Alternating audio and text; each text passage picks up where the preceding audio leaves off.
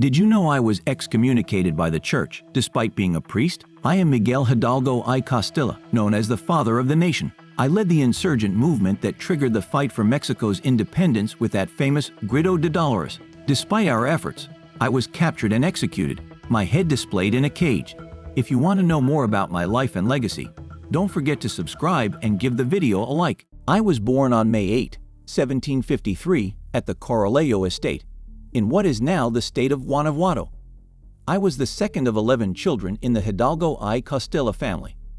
My education began at home, under my mother's guidance, but at the age of 12, I was sent to Valladolid, now Morelia, to study at the Colegio de San Nicolas, where I would later become rector.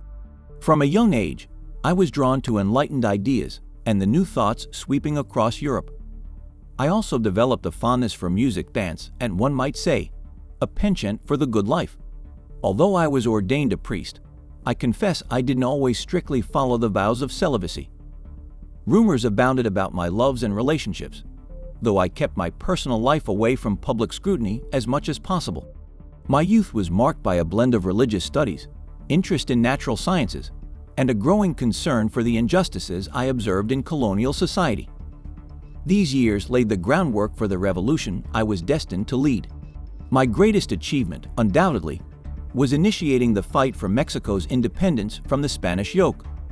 While many associate this movement with the famous Grito de Dolores, on the morning of September 16, 1810, the discontent and need for change had been brewing for a long time. From my position in Dolores, and thanks to my connections with other key figures, we formed a conspiracy in Querétaro that sought independence. However, faced with the threat of being discovered, I took action.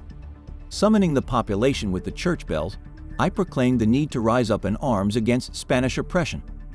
Interestingly, there is no exact record of the words I spoke that morning, but the spirit of the fight and passion for freedom rang loud and clear. Along with other insurgent leaders like Ignacio Allende and Juan Aldama, I led a growing army that traveled much of Mexico, achieving notable victories but also facing challenges and betrayals.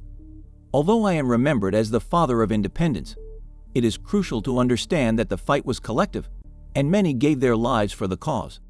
In addition to my military efforts, I worked for social transformation. I advocated for the abolition of slavery in Mexico and defended the rights of the indigenous people. I was also a man of broad interests. In my priestly days, I was passionate about viticulture, and contrary to what one might expect from a priest, had my own vineyards. In fact, these practices led me to clash with authorities, as producing wine and brandy in New Spain was prohibited to protect Spanish commercial interests. Regarding my love life, although I devoted myself to God, there were rumors about my relationships, showing that, like everyone, I had my human weaknesses. However, I always remained focused on my primary mission, to liberate Mexico.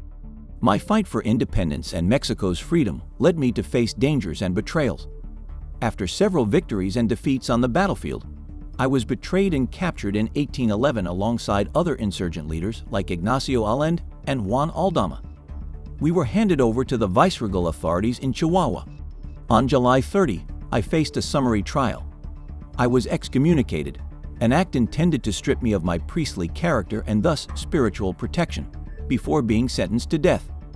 On the morning of July 30, 1811, I was executed. But the humiliation did not end there. My head and those of other insurgent leaders were displayed in cages on the corners of the Alhóndiga de Granaditas in Guanajuato, as a warning to those who dared challenge Spanish power. Despite the tragedy of my death and the harshness with which my memory was treated, my legacy cannot be erased by violence. My death was not in vain. It served as a spark that fueled the fire of resistance, and a decade later, Mexico achieved its independence. In the heart of my country, my name resounds as a reminder that freedom, justice, and equality are ideals worth fighting for, even if it means sacrificing everything. So, as you reflect on my life and legacy, I invite you to subscribe and continue exploring the lives of other figures who, like me, mark the history of our humanity. Go ahead and keep discovering.